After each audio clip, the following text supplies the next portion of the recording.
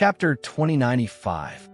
Seeing that 4 helicopters really took off and that the fleet quickly expanded to nearly 20 along the way, Lucas felt his scalp tingle. He couldn't understand it and thought to himself, what on earth is going on? Sending 20 helicopters just to cover more than 10 kilometers. This is unbelievable, right? And where exactly does Alex's friend in Beijing come from? Renting 20 helicopters would cost a huge amount of money. Is he really just burning money for nothing?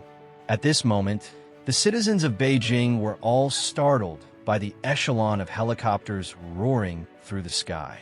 One after another, people stopped and looked up, thinking that something major had happened or that something extraordinary was about to occur. The more Lucas failed to guess Alex's intentions, the more uneasy he felt. Although he and Alex weren't close and couldn't be called friends, they were at least acquaintances.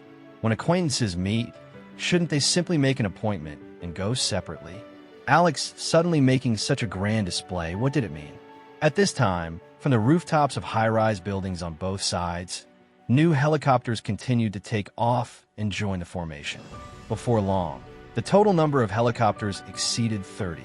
Lucas had never experienced such a spectacle in his entire life, and his heart began to feel truly unsettled. Moreover, the contempt he initially felt was completely gone. His subconscious told him that Alex seemed far more formidable than he had imagined, including that Chinese friend he had never met.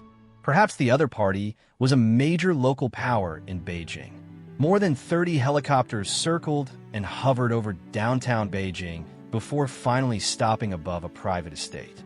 At this moment, Lucas realized that the dozens of helicopters around him had formed a circular formation, enclosing the helicopter he was in at the center.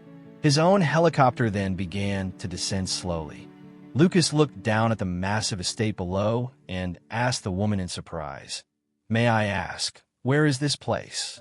The woman replied, "Mr. Adair, this is where our eldest lady lives." Lucas didn't know where the Ito family's residence was, so he couldn't immediately identify the owner of the estate below. However, judging by the location, scale, and architectural style alone, it was obvious that this was no ordinary residence. As the helicopter continued to descend, Lucas's heartbeat quickened. He hurriedly thought to himself, if Alex's friends in Beijing have such a powerful background, then their influence must be extraordinary.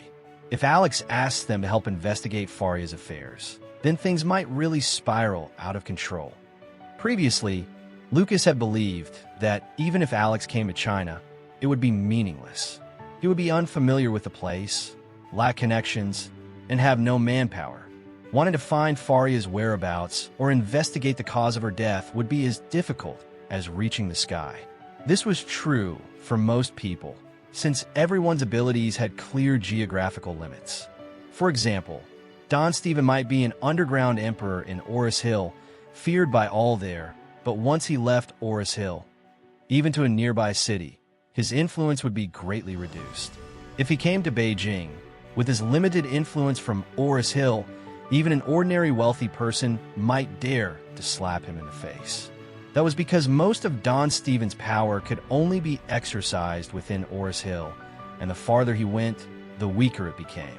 Lucas had originally thought Alex would be the same, dominant in Oris Hill only because of the local bigwigs backing him, but destined to lose influence once he left. If Alex truly came to China to investigate Faria's affairs, he might not even be able to find 3 or 5 helpers. But now, Lucas finally realized just how ignorant he had been.